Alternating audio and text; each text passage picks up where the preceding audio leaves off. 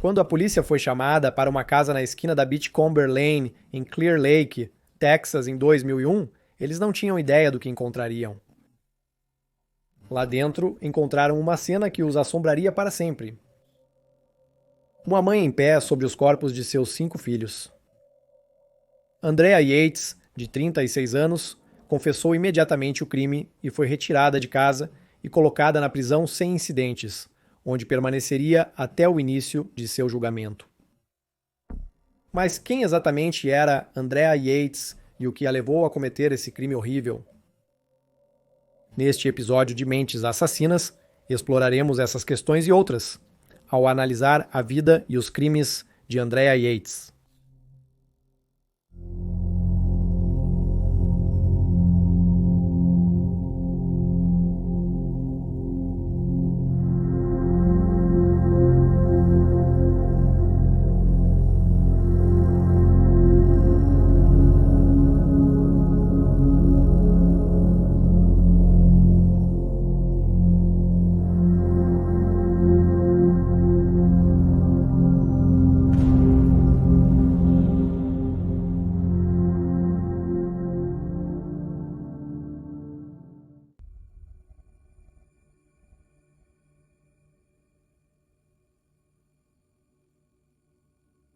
Andrea Yates nasceu Andrew Pierre Kennedy em 2 de julho de 1964 em Rhodesville, Texas.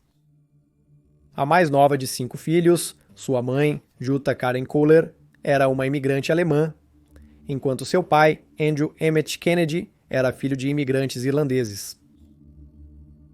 Jutta cresceu na Alemanha nazista, conheceu Andrew durante a ocupação britânica, onde ele trabalhava como navegador da Força Aérea B-24 e Jutta trabalhava como intérprete.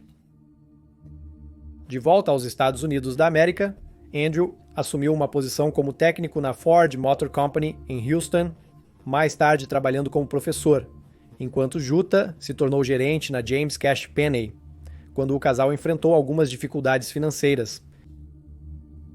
Ela foi 20 anos antes de se aposentar. Yates e seus irmãos foram criados como católicos. Eles iam à Igreja Católica de São Cristóvão e os meninos estudavam em uma escola católica. Jutta se converteu à religião ao se casar com Andrew e observou que, como adultos, a maioria de seus filhos abandonou a educação religiosa, afirmando: "Não sabemos porquê, talvez fôssemos muito rigorosos." Como adolescente, Yates parecia florescer, pelo menos superficialmente, embora fosse descrita como tímida e estudiosa. Ela era de classe, a oradora da turma, capitã da equipe de natação do ensino médio e oficial da Sociedade de Honra Nacional. Mesmo em tenra idade, a vida de Yates foi marcada por doença mental. Durante seus anos de ensino médio, ela sofreu de bulimia e depressão e, aos 17 anos, discutiu a ideia de tirar a própria vida com um amigo. A família de Yates também não era estranha à doença mental. Um de seus irmãos e seu pai sofriam de depressão, enquanto seu irmão Brian lidava com transtorno bipolar. Yates se formou na Milby High School em 1982. Ela estudou 2 anos em um programa pré-enfermagem na Universidade de Houston e formou-se no Centro de Ciências da Saúde da Universidade do Texas em Houston. Ela trabalhou como enfermeira no Centro de Câncer Médico Anderson da Universidade do Texas entre 1980 e 6 de 1994. Yates parecia ter dificuldades com relacionamentos românticos desde a infância. Ela teve seu primeiro namoro sério aos 23 anos e sofreu uma depressão grave após um término aos 24. Aparentemente, o problema entre o casal era o conceito de sexo antes do casamento, com o qual Yates lutava devido à sua criação fortemente religiosa. Então, em no verão de 1989, a vida de Yates mudou drasticamente quando conheceu Russell Edison Rusty Yates. Criado perto de Nashville, Rusty estudou na DuPont Senior High School, onde jogava futebol, e era membro ativo da Fellowship of Christian Athletes. Seus colegas de classe até o elegeram como o Senhor do Ponte, um representante ideal da escola. Ele se formou em terceiro na sua turma e depois foi estudar na Auburn University com uma bolsa de estudos do Navy Reserve Officers Training Corps, embora tenha abandonado o programa depois de perceber que a Marinha não era para ele. Nesse momento, ele também decidiu trocar seu interesse anterior em esportes pela ciência e, eventualmente, começou a estudar engenharia. Após se formar, ele se tornou um engenheiro da Administração Nacional da Aeronáutica e do Espaço. Yates e Rusty se conheceram após se mudarem para os apartamentos Sunscape em Houston. Rusty parecia encantado com Yates. Ele se impressionou com a carreira dela na enfermagem e a descreveu como a garota dos seus sonhos. Assim como Yates, Rusty também foi criado em um lar cristão estrito e ele apresentou sua nova namorada aos seus amigos e mentores religiosos. Isso incluía um casal casado, com 6 filhos chamados Michael e Rachel Waranek. Michael e Rachel, com seus filhos a reboque, viajaram pelos Estados Unidos da América em um motorhome, visitando campos universitários e pregando sobre fogo do inferno e condenação para todos. Michael é citado dizendo em 1998: "Eu não me importo se você não gosta de mim gritando e pregando para você assim hoje. O que me importa é salvar você, pois você prestará contas a Deus." Sua esposa era conhecida por repetir avisos semelhantes e perturbadores, como "procure Jesus não na igreja, religião, cristianismo ou no sistema. O sistema não pode te salvar porque é baseado em Satanás." Os estudantes do campus frequentemente achavam seus discursos perturbadores. Uma pessoa lembrou que continuava ouvindo repetidamente as palavras Satanás e inferno. O casal também pregava sobre o lugar adequado das mulheres, com Rachel, que educava seus filhos em casa, pois não conseguia imaginar enviá-los para estranhos e espíritos estranhos 8 horas por dia, enfatizando a importância do trabalho doméstico, e Michael descrevendo as mulheres como ajudantes, mas acrescentando: "Isso não significa uma esposa, significa uma serva, solteira ou casada." Em 1992, Rusty e Yates começaram a morar juntos. Assim como em seu relacionamento anterior, no qual o sexo antes do casamento foi um grande obstáculo para o progresso da parceria, Yates lutou com a ideia de morar com Rusty sem estarem casados. Para remediar isso, o casal ficou noivo em dezembro daquele ano e se casaram em 17 de abril de 1993. Notavelmente, embora Rusty fosse o único homem com quem Yates teve relações sexuais, ela não pôde usar seu véu sobre o rosto porque não era virgem. Relata-se que Yates fez Rusty prometer que se casaria com ela novamente em seu 20º aniversário de casamento. O novo marido disse que sim, se ela ainda coubesse em seu vestido de casamento. Antes do casamento, Rusty adquiriu uma residência de 4 quartos em Friendswood, Texas. A casa de 2.000 metros quadrados custou a ele $95 mil e era a casa perfeita para um casal recém-casado que queria aumentar a família nos próximos anos. Contudo, as coisas aconteceram mais rápido do que o casal previa.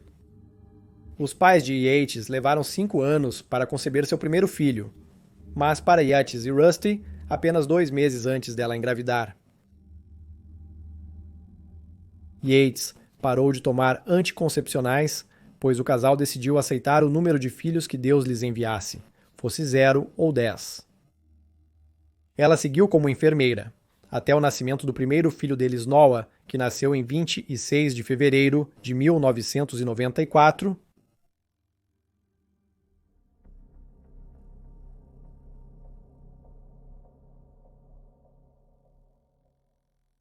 Assim que Noah nasceu, Yates trocou sua vida de enfermeira por uma vida de mãe e dona de casa em tempo integral. Em 1996, ela deu à luz ao segundo filho deles, John. Quando o trabalho de Rusty exigiu uma mudança para Tampa, Flórida, a família alugou a casa, armazenou seus pertences e se mudou para um trailer no estado do Sol. Após 6 meses, a família voltou para Houston. Rusty percebeu que não sentiram falta de muitos itens que ainda estavam no armazenamento e decidiu que uma vida mais minimalista seria melhor para eles. Eles adquiriram um trailer Jayco de 38 pés e 376 FB e alugaram um espaço para sua nova moradia nos arredores do acampamento Lazy Days Recreational Vehicle em Hitchcock, Texas, a meio caminho entre Houston e Charleston. O local tinha vista para campos vazios, e nas proximidades havia uma piscina, parquinho para crianças, instalações para banho e uma lavanderia. Muitos residentes eram permanentes, e a família decidiu vender sua casa e ficar definitivamente no acampamento. Vários familiares e amigos dos Yates ficaram descontentes com a decisão, pois acreditavam que eles mereciam mais do que morar em um trailer. Parece possível que Rusty tenha sido inspirado por seu amigo Michael Warnicus a adotar o estilo de vida desprendido. Em 1998, Michael e sua esposa decidiram vender seu próprio motorhome GMC de 106,7 metros quadrados, pois queriam comprar um barco. Yates e Rusty foram a Miami verificar o motorhome, mas a viagem não foi boa. Michael acusou Rusty de ser um workaholic, dizendo não acreditar que ele largaria o materialismo para viajar de ônibus pregando o evangelho. Afirmou que Rusty sacrificaria a esposa e filhos em prol do trabalho. Ele também percebeu que Yates se sentia solitária, observando que ela tinha a responsabilidade de cuidar de todos os filhos sozinha. E ela não sabia como lidar com isso. Apesar da infelicidade da família, Yates parecia gostar da ideia de morar em um motorhome. Noah, de 4 anos, adorava o esconderijo para brincar no ônibus que antes era um bagageiro. Rusty notou diversos vazamentos no telhado e a falta dos padrões de segurança do trailer que tinham no Texas. Ainda assim, a família finalmente finalizou a compra do ônibus. Durante a visita à Flórida, Yates engravidou do 4º filho do casal, um filho a quem eles chamariam de Luke. Pouco após o nascimento, a depressão de Yates ressurgiu, e ela começou a afundar profundamente nela. O controle cruel que ele exercia sobre ela era tão avassalador que ela tentou se suicidar. A partir daí, a situação piorou muito.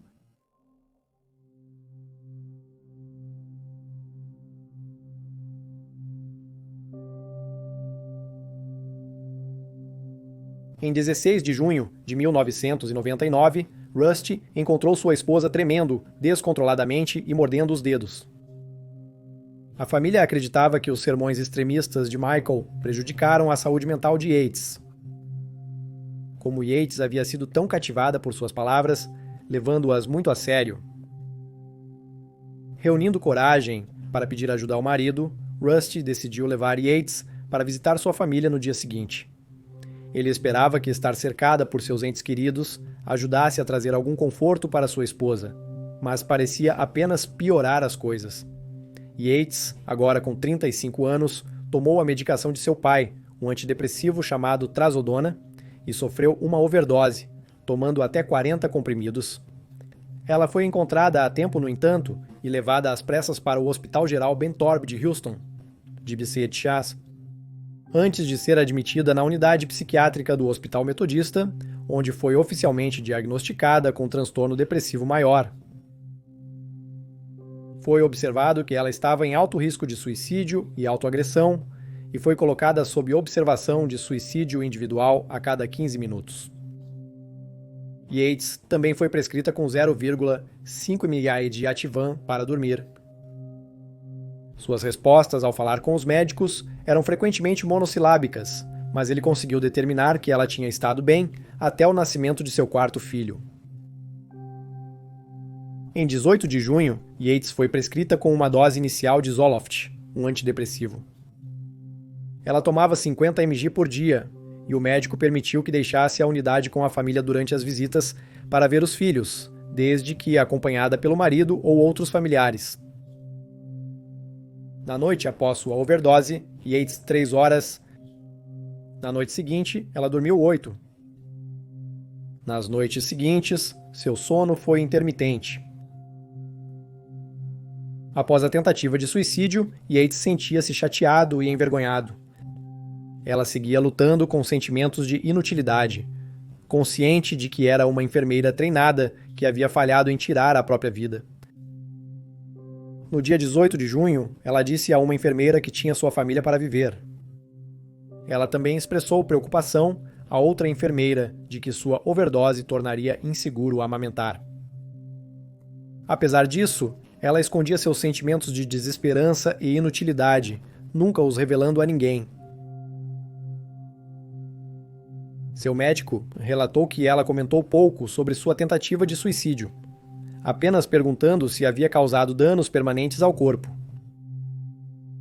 Após uma semana, Norma Turiak, assistente social, fez uma sessão de aconselhamento com Yates e seu marido.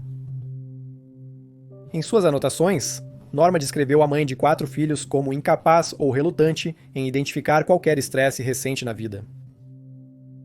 Ela acrescentou que Rusty estava ciente e aceitava a doença de Yates, mas se referia a ela como depressão pós-morte e parecia estranhamente desconfortável em dar a ela o nome correto, depressão maior. Ele também afirmou que sua esposa estava lutando com o conceito de salvação. Além disso, Turiak descobriu que todos os filhos do casal nasceram naturalmente, sem o uso de medicamentos, e que John, o segundo filho, que tinha 3 anos e meio na época, tinha dificuldade em se concentrar e permanecer em uma coisa por muito tempo. Ela notou que Yates fazia amigos facilmente, mas se afastou de muitos relacionamentos próximos ao longo dos anos. Enquanto isso, Rusty descreveu seu casamento como próximo e chamou seus filhos de lindos, mas sentiu que sua esposa havia perdido sua identidade. Ele afirmou que seus pontos fortes como casal eram valores semelhantes, honestidade e confiança. Durante esse tempo, Yates tornou-se quase mudo, avançando para um distúrbio chamado catatonia, perda de movimento voluntário, notavelmente a fala.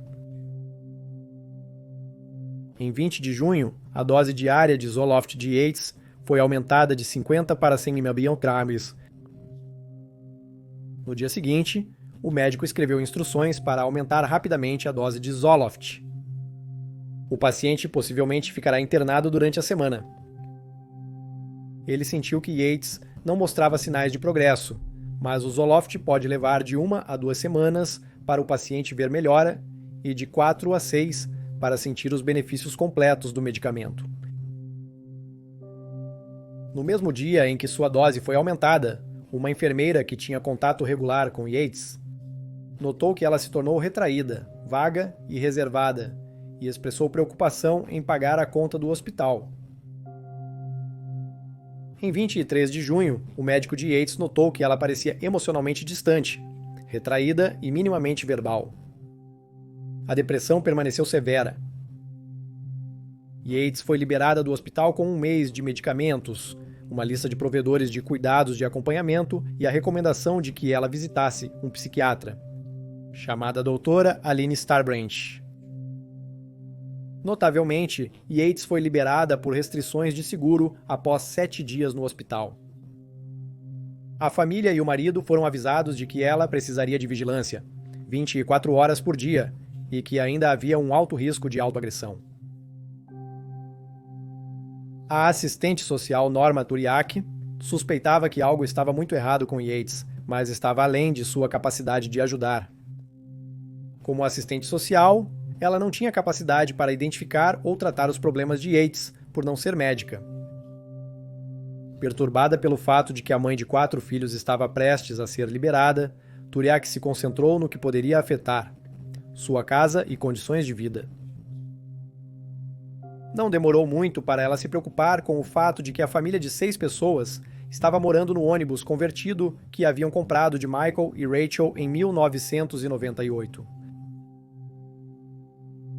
Em 3 anos após a liberação de Yates, Turiak ligou para o Serviço de Proteção à Criança de Houston para relatar a situação da família e que o marido do paciente permite que o filho de 3 anos e meio use uma furadeira elétrica.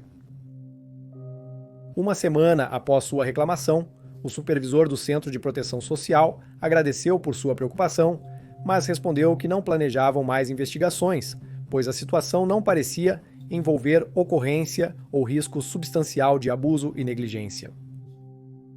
O Centro de Proteção Social observou que Norma poderia levar suas preocupações ao Departamento de Polícia de Houston, já que o Centro de Proteção Social afirmou que o Departamento de Polícia parece ter jurisdição em tais assuntos. Mas as coisas para Yates não melhoraram, só pioraram. No dia 21 de julho de 1999, 3 semanas após ela ter recebido alta. Ela tentou cortar a própria garganta no banheiro dos pais. Ela implorou ao marido para deixá-la fazer isso. Mas ele tirou a faca dela e a levou para a sala de emergência, onde ela foi admitida no hospital Spring Shadows Glen, uma instalação psiquiátrica. A doutora Aline Starbranch trabalhava neste hospital, e Rusty marcou uma consulta para as duas se encontrarem. Yates contou a um psicólogo do hospital que tinha medo de ferir alguém. Eu pensei que seria melhor acabar com a minha vida e evitar que isso acontecesse. Ela relatou ter alucinações semelhantes. Havia uma voz, depois uma imagem da faca. Eu tive uma visão em minha mente. Pegue uma faca, pegue uma faca.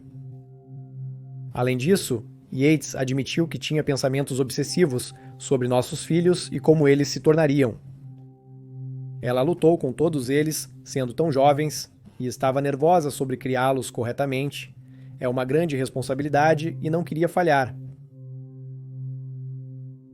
Doutora Starbranch descobriu muitas coisas em seus primeiros encontros com os oitos.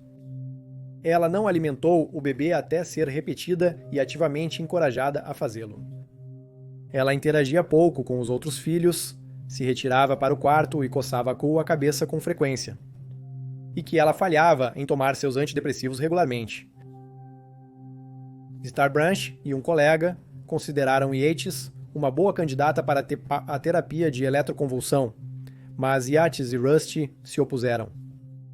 Em vez disso, foi prescrito a ela um coquetel de medicamentos injetáveis que incluía Haldol, um antipsicótico, e Cogentin, que é para ajudar com alguns dos efeitos colaterais do Haldol, que incluíam tremores, rigidez nos membros e visão embaçada. Nesse momento, ela foi diagnosticada com psicose pós-parto, um transtorno que coloca em risco a vida da mãe e do filho e afeta cerca de 1 em 1000 mães. Nesse ponto, Yates parecia se estabilizar. 19 dias depois, ela foi liberada para um programa de hospitalização parcial, que continuou por 11 dias. Enquanto isso, Rusty comprou uma casa de 3 quartos na Beachcomber Lane, em Clear Lake, Texas. E a família se mudou para lá. Na primeira consulta após a alta, a doutora Starbranch informou a Yates que precisaria manter a medicação. Ela tinha um histórico de pular ou tomar meia dose anteriormente e disse ao seu grupo de terapia, programa de hospitalização parcial, que precisar de medicação a fazia se sentir fraca. Mas então as coisas pioraram novamente quando, em 16 de agosto de 1999, Starbranch descobriu que Yates queria parar de tomar seus antipsicóticos, e ela queria engravidar, ter mais filhos e ensiná-los em casa. Em suas anotações, ela escreveu que o casal planeja ter o máximo de filhos que a natureza permitir. Isso certamente garantirá a futura depressão psicótica. E, infelizmente, Starbranch estava certo.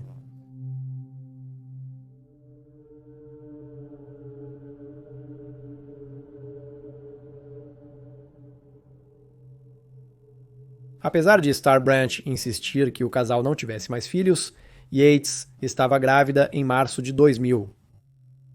Ela parou de tomar Haldol e ensinava Noah em casa, cuidando dos outros filhos e da casa. Rusty cuidava das crianças semanalmente. A última consulta documentada de Starbranch com Yates foi em janeiro de 2000, quando ela e Rusty visitaram o psiquiatra e discutiram como Yates desejava parar com sua medicação, a menos que ela apresentasse sintomas, algo que Rust concordou. Naquele mesmo inverno, Yates falou com uma ex-colega de enfermagem sobre suas tendências suicidas.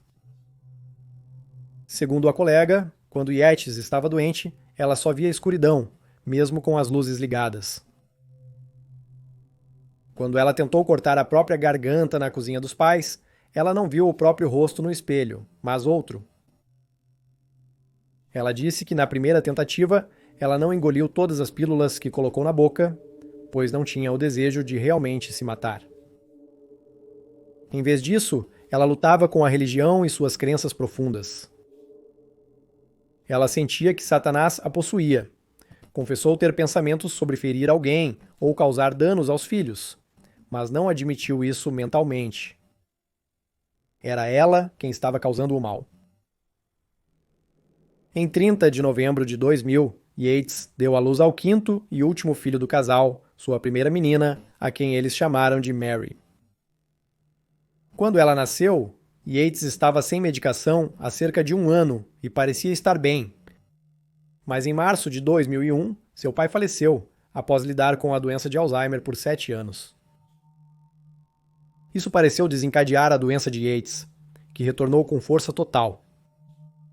Ela segurava seu bebê recém-nascido nos braços 24 horas por dia, todos os dias com medo de colocá-la no chão. Ela parou de comer, beber e falar.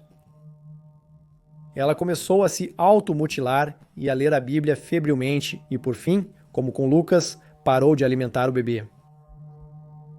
Rust levou sua esposa para o Hospital Devereux, em League City, afirmando aos médicos e enfermeiros que ela não sobreviveria mais uma noite em casa. O psiquiatra responsável Mohammed Said e uma médica examinadora chamada Patricia Cork tentaram internar Yates no Hospital Estadual de Austin. Eles indicaram que a mulher de 36 anos era um perigo para si mesma, incapaz de fazer uma escolha de tratamento racional. Notavelmente, nenhum médico acreditava que ela prejudicaria outros. Outros também sentiram o mesmo. Nenhum dos amigos, familiares, médicos, enfermeiros ou profissionais de saúde mental que a viram, Yates, jamais pensou que ela seria uma ameaça para os outros, apenas para si mesma. Afinal, ela era uma mãe dedicada que demonstrava amor e atenção aos filhos. Não parecia possível que ela pudesse prejudicar sua própria prole. Os planos do médico foram frustrados, no entanto, quando Rusty convenceu sua esposa a se internar voluntariamente em Devereux. O seguro de saúde dela limitava sua permanência a 12 dias, antes de ser liberada aos cuidados familiares. Notavelmente, se Yates tivesse sido admitida por profissionais, poderia ter ficado mais tempo. Embora ela tenha sido liberada do hospital após 12 dias, ela retornou pouco tempo depois. O Dr. Said escreveu que a paciente estava quase catatônica, sentada na cadeira e imóvel. Neste momento, decidimos tentar o Haldol novamente a pedido do marido. Yates passou 10 dias internado no hospital e mais 7 participando de outro programa de hospitalização parcial. Finalmente, ela recebeu alta. Segundo a família, no início de junho, o Dr. Said suspendeu o antipsicótico da mãe de 5 filhos. Pouco antes das 10h, em 20 de junho de 2021, Rusty recebeu uma ligação de sua esposa. Ele deixou Yates sozinha com as crianças há menos de 1 hora, e sua mãe chegaria em breve para ajudar a cuidar delas. Mas ele se surpreendeu quando ouviu a voz firme de Yates do outro lado do telefone dizendo: "Você precisa voltar para casa." Quando Rusty perguntou por quê, Yates disse a ele: "É hora." Ela repetiu essa frase novamente. Então, Rusty percebeu que algo estava errado e saiu correndo do prédio, avisando seus colegas sobre uma emergência familiar. Na casa compartilhada do casal, na rua Beachcomber, Yates estava esperando. Rusty perguntou se alguém estava ferido e sua esposa confirmou que sim. Quando ele perguntou quem, ela respondeu que eram as crianças. Quando ele perguntou quais, ela informou arrepiantemente que eram todos eles. 8 minutos antes de ligar para Rusty, Yates notificou a polícia sobre um incidente em sua residência. Naquela manhã, após Rusty sair para trabalhar, Yates chegou ao seu ponto mais baixo. Apesar dos avisos para não deixar sua esposa sozinha com as crianças, Rusty queria que Yates ganhasse independência e organizou para que ela cuidasse das crianças por 1 hora até que sua mãe chegasse. Rusty estava confiante em lidar com isso, mas foi provado errado da pior forma possível. Entre 9h e 10h daquela manhã, Yates afogou todos os 5 filhos na banheira. Tristemente, antes de sua última ida ao hospital, ela encheu uma banheira de água durante uma crise. O Dr. Said pensou que ela planejava se afogar, mas Yates mais tarde admitiu à polícia que pretendia tirar a vida das crianças antes de mudar de ideia. Yates levou John, de 5 anos, Paul, de 3 e Luke, de 2, para o banheiro nessa ordem. Após matar os 3 meninos, ela os colocou na cama. Mary, de apenas 6 meses, foi a próxima vítima. Yates deixou a filha flutuando na banheira. Noah, de 7 anos, perguntou o que estava errado com sua irmãzinha antes de parecer perceber que ele estava em perigo, que sua própria mãe queria prejudicá-lo. Ele fugiu do banheiro, mas logo foi capturado e assassinado. Ela deixou Noah na banheira, removeu o corpo de Mary e a colocou nos braços de seu irmão John. Ao ligar para a polícia, Yates não informou o que eles poderiam encontrar. Ao entrar na casa suburbana, os oficiais encontraram uma casa extraordinariamente comum. Fotos das crianças na geladeira, presas por ímãs. Na mesa, inúmeras tigelas de cereal vazias estavam espalhadas. Os brinquedos das crianças estavam espalhados desordenadamente no chão, e o banheiro e o quarto pareciam uma cena de filme de terror.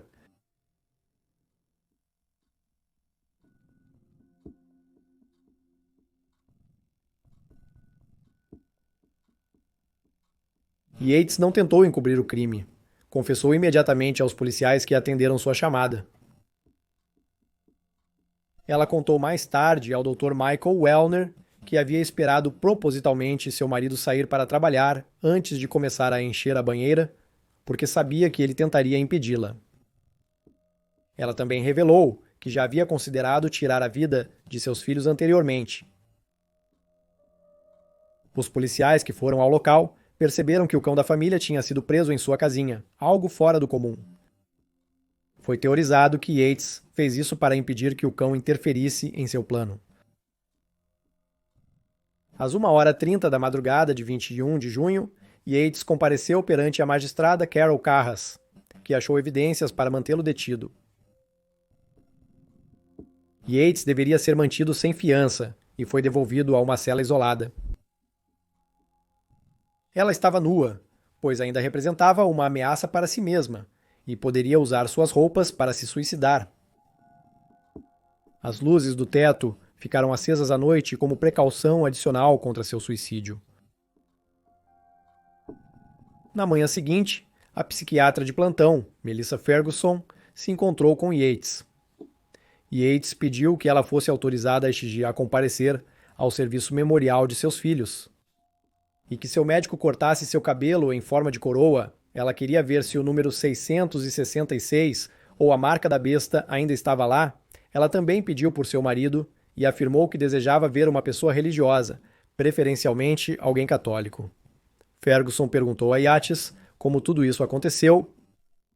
A mulher de 36 anos falou vagamente sobre uma profecia, mas não conseguiu explicar o que ela queria dizer.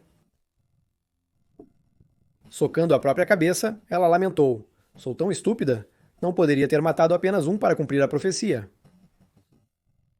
Não poderia ter apenas oferecido a Mary?" Ferguson disse que a mente de Yates estava pregando peças, mas Yates respondeu que não estava mentalmente doente e que era real. O Estado irá impor a pena de morte ao Satanás. O afogamento foi o caminho. Eles estão no céu? Ferguson tratou mais de 6.000 pacientes durante sua carreira. Ao ver Yates, em 2001, ela a descreveu como uma das pacientes mais doentes que já vira.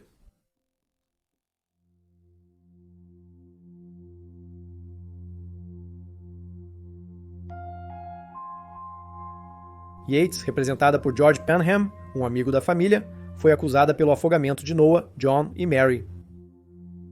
Ela tentou se declarar inocente por motivo de insanidade, e na lei do Texas, um réu deve provar que é incapaz de discernir o certo do errado no momento do crime para afirmar com sucesso a defesa da insanidade.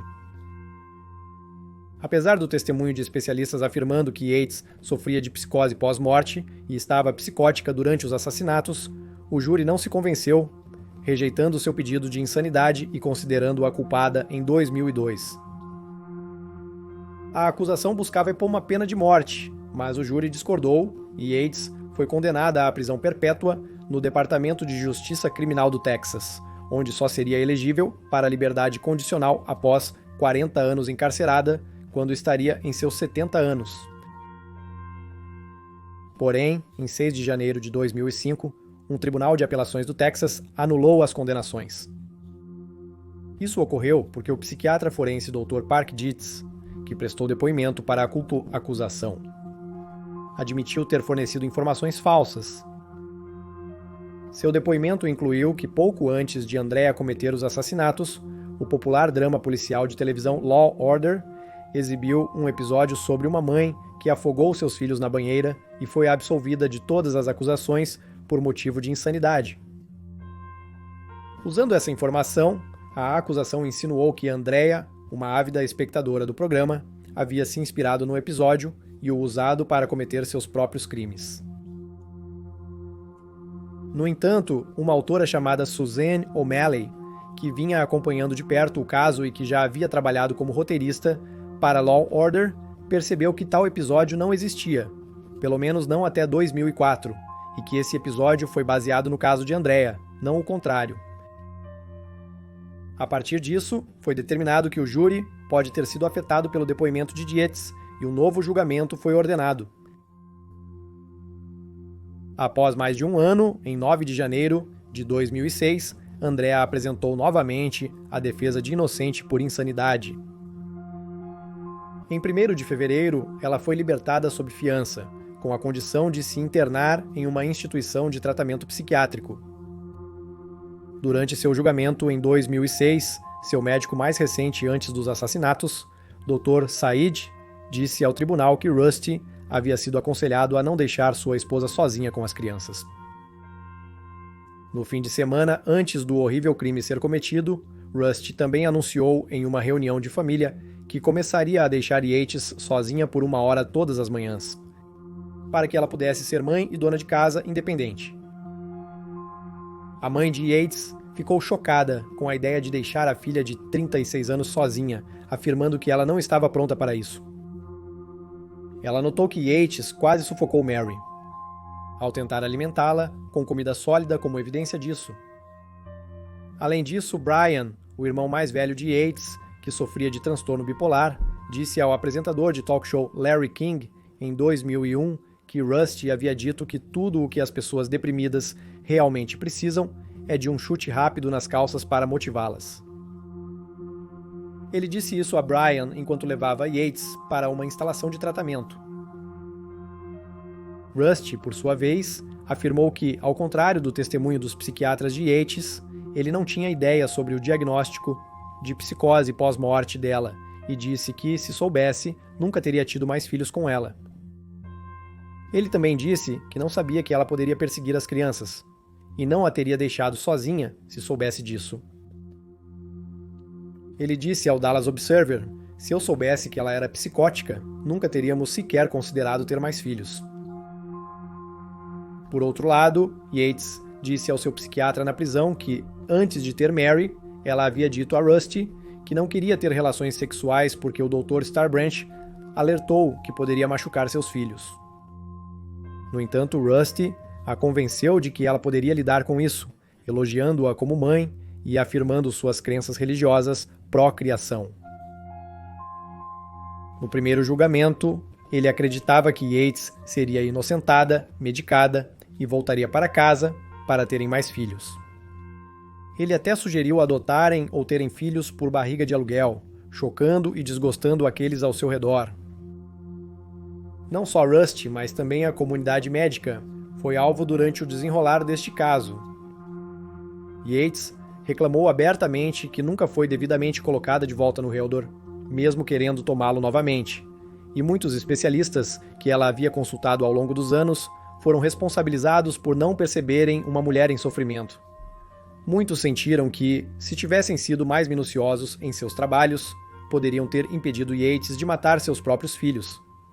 Rusty também culpou a forte dose de antidepressivos que ela recebeu nos meses antes dos assassinatos, alegando que um efeito colateral do medicamento era tendências homicidas.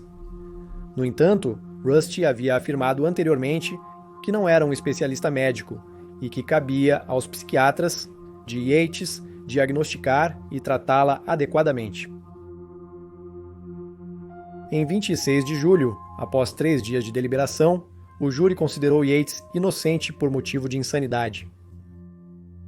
Como resultado, ela foi internada no North Texas State Hospital, mas em 2007 foi transferida para uma instituição de saúde mental de baixa segurança em Kerrville, Texas, onde ela permanece até hoje.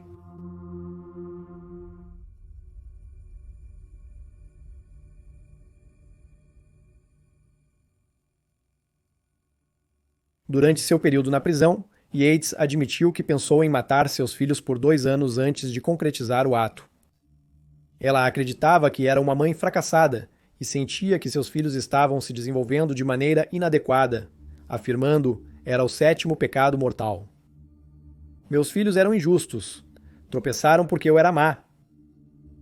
Do jeito que eu estava criando eles, nunca poderiam ser salvos.